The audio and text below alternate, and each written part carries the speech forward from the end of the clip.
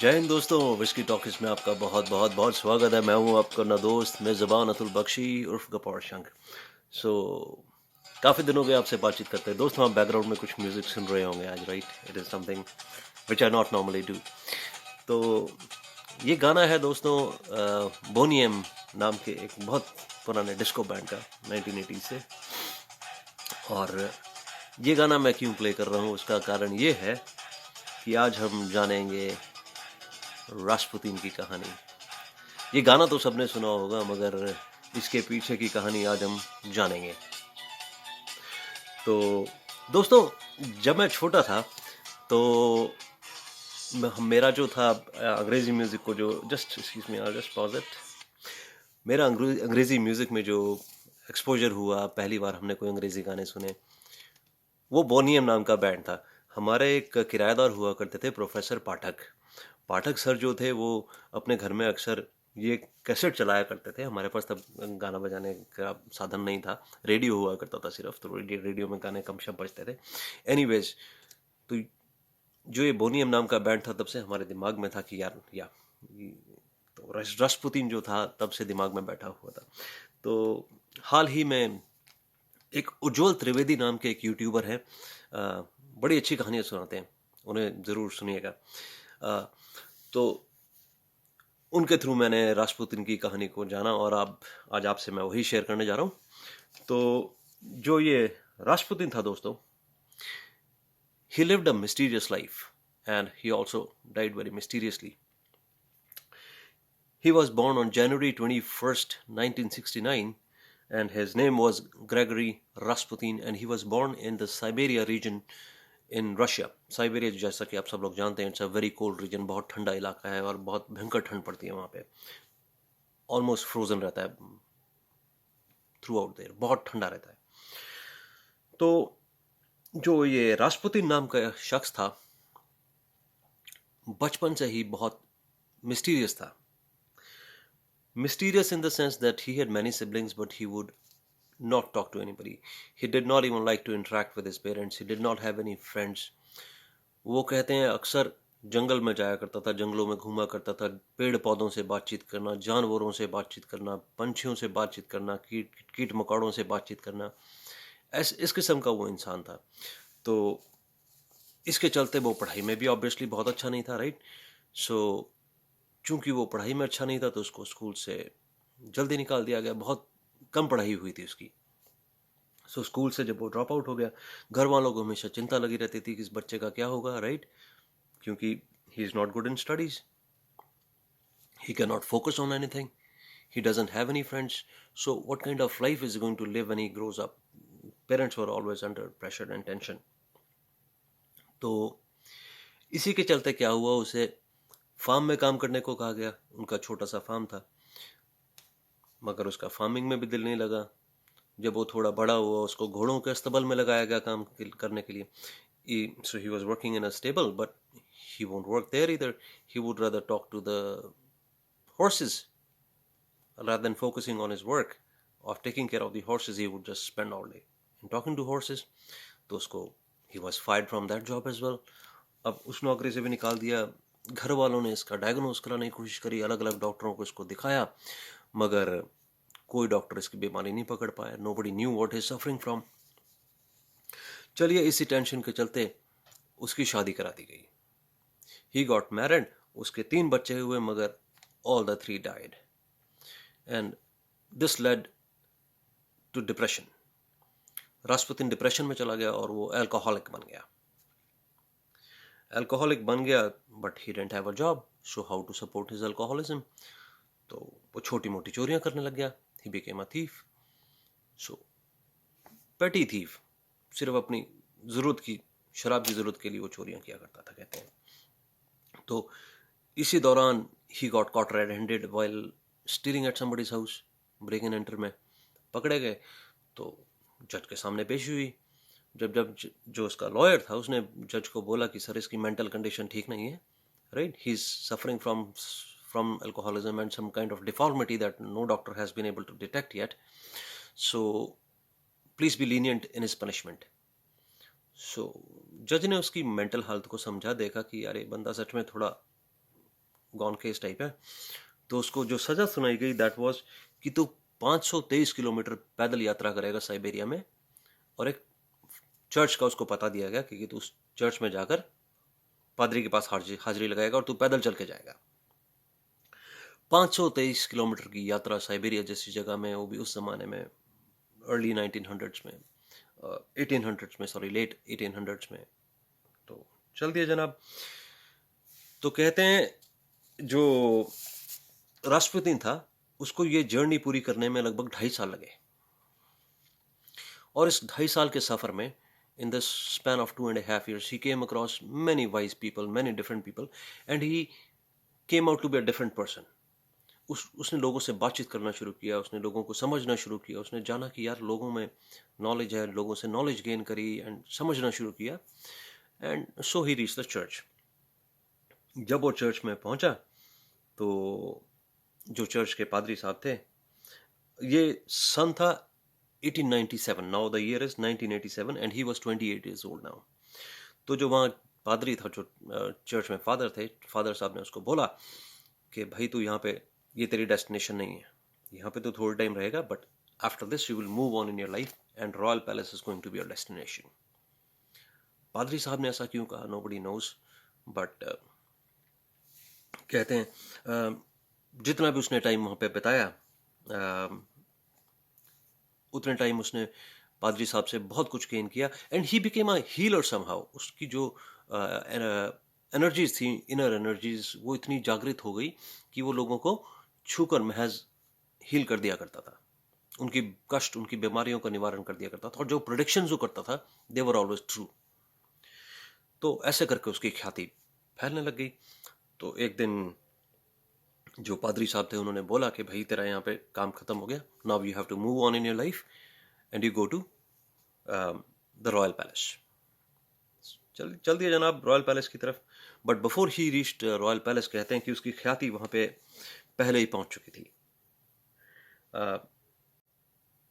तो उस जमाने में जो था रशिया में राज जिस राजा का हुआ करता था उसका नाम था निकोलस, और उसकी जो धर्म पत्नी थी उसका नाम था एलेक्जेंड्रा, और वो एक जर्मन क्वीन थी, जर्मन फैमिली से बिलोंग करती थी, और उनका जो एक ही इकलौता बच्चा था उसका नाम था एलेक्जेई। एलेक्जेई जो था वो बहुत सारी बीमारियों का शिकार था बच्चा, उसको नाना प्रकार की बीमारियां थी, जिनमें से एक हीमोफेलिया नाम की बीमारी थी, जिसमें कि ब्लड लॉस होता है, अगर आपको कोई कट लग जाए तो आपकी जो ब्लड है वो रुकता नहीं है। और कहते हैं कि जो रॉयल फैमिलीज में जो बीमारियां हैं ना वो बड़ी कनेक्टेड हैं पूरे यूरोप में, क्योंकि एक दूसरे से इनकी शादियां होती थी पूरे रॉयल फैमिली में, like entire Europe, end of course Russia was Eurasia, so Eurasia भी उसमें इन्वॉल्व था। तो एनीवेज ये बच्चा नाना प्रकार की बीमारियों से ग्रहित था। तो जब राष्ट्रपति वहां पे पहुंचा, उसने कहते हैं इसके माथे, बच्चे के माथे पर हाथ रखा और बच्चा ऑलमोस्ट हील हो गया। फैमिली वॉज इम्प्रेस्ड, ऑब्वियसली माँ बाप को क्या चाहिए, बच्चा ठीक हो गया यार। और कहते हैं जो उसका हीमोफीलिया था वो भी धीरे धीरे करके ठीक होने लग पड़ा था। तो उन्होंने राष्ट्रपति को बोला कि बाबा आप इधर ही रुकिए हमारे पास, हमारे पैलेस में। राष्ट्रपति भी एग्री कर गया and he started staying in the royal palace. और उससे रॉयल फैमिली से उसके संबंध इतने ज़्यादा बढ़ गए कि रॉयल फैमिली कोई भी डिसीजन उससे पूछे बिना लेती नहीं थी। He became the main handler of the power, so and royal family was just a कठपुतली in his hands. So उसकी जब ख्याति इतनी बढ़ती गई तो लोगों के दिमाग में खटकने लग पड़ा कि ऐसे करके कोई बाबा है, वो राजा साहब को सारी सलाह देता है, और राजा साहब उसके मुरीद हो चुके हैं पूरी तरह, राइट। वो उससे पूछे बिना, बाबा से पूछे बिना कोई काम नहीं करते हैं। तो लोगों में थोड़ा रोष भी था इसको लेकर। राष्ट्रपुतिन के बारे में एक और जो रूमर था या सच्चाई थी, सच्चाई ही होगी, वो ये थी जो लोगों में बहुत फैल चुकी थी, अब सबको पता था इस बात का कि वो ही वॉज अ वुमनाइजर। उसको औरतों का बड़ा शौक था, अलग अलग किस्म की औरतों से वो संबंध रखता था, और किसी भी औरत अगर उसको कोई न्योता देती थी वो कभी मना नहीं करता था, कहते हैं। तो कहते हैं उसके रॉयल फैमिली में भी संबंध थे, मैं इसमें कोई नाम नहीं लूँगा बिकॉज आगे चल के बताऊँगा कि मैं किसी का नाम क्यों नहीं ले रहा हूँ। तो उसके रॉयल फैमिली में भी संबंध थे कहते हैं। तो ऐसी ज़िंदगी रासपुतीन जी जी रहे थे। 1900 के दशक में क्या हुआ, वर्ल्ड वॉर से पहले, I am so sorry, bloody Sunday नाम की एक घटना घटित हुई थी जिससे आप सब लोग वाकिफ होंगे। उसमें क्या हुआ कि लोगों ने प्रोटेस्ट किया इसके अगेंस्ट, और रॉयल फैमिली ने कहते हैं मैसेकर करवा दिया था, वहाँ लोगों पर गोलियां चलवा दी, जलियांवाला बाग टाइप इंसिडेंट करवा दिया, और लोगों में इससे रोष और बढ़ गया, आर्मी में रोष बढ़ गया। अच्छा, इसी दौरान क्या हुआ कि जापान ने जो था वो रशिया पे हमला किया, और रासपुतिन की जो भविष्यवाणी थी वो ये थी कि रशिया इस वॉर में जीतेगा, मगर ऐसा नहीं हुआ, रशिया को मुंह की खानी पड़ी। अब जब मुंह की खानी पड़ी तो उसकी भविष्यवाणी गलत होगी, तो लोगों को एक और मौका मिल गया कि भैया ये तो बाबा फेल हो चुका है, इज अ फेल्ड बाबा, सो अब इसकी नहीं सुननी है। रॉयल फैमिली मगर on the other hand was completely a puppet at the hands of Rasputin. वो उससे पूछे बिना, तो क्या आप उससे देखे बिना कोई काम नहीं करते थे। तो रॉयल फैमिली का एक मेंबर था जिसका नाम था यूसुपोव। He was also royal Prince. यूसुपोव जो था उसके दिमाग में शुरू से थी कि मुझे पावर हथियानी है, मुझे निकोलस को ख़त्म करना है। लेकिन निकोलस को ख़त्म करना इतना आसान नहीं था क्योंकि रासपुतीन निकोलस के साथ था। तो उसने कहा पहले रासपुतीन का काम ख़त्म करना पड़ेगा, उसके बाद निकोलस से तो निपटना आसान है। तो उसने क्या किया, एक प्लान बनाया। जैसा मैंने कहा कि रासपुतीन कभी किसी फीमेल के इनविटेशन को मना नहीं करता था। He would never say no to a female inviting him. So he sent a message on behalf of his wife, like that Rosopov's wife wants to meet Rasputin. Rasputin got the message and he readily agreed. पहुंच गया जहां पे बुलाया गया था उसे।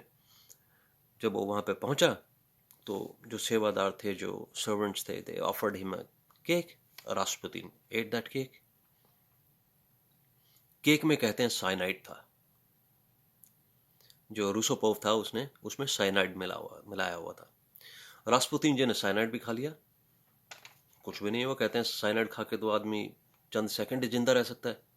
Rasputin जी को बीत गए minute, nothing happened, cyanide failed on Rasputin. Okay, now जो रूसोपोव था, he was watching all this and he got outrage and he shot him, in the belly. उसके पेट में गोली लगी रासपुतीन को। वो पेट में गोली लगी, रासपुतीन जी फिर भी ठीक के ठीक, नथिंग हैपेंड।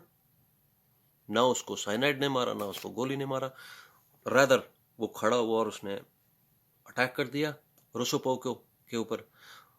रोसोपोव ने जब जद्दोजहद के दौरान 2 और गोलियां चला दी। He shot him with 3 bullets. Rasputin got shot with 3 bullets, but he was still bloody alive.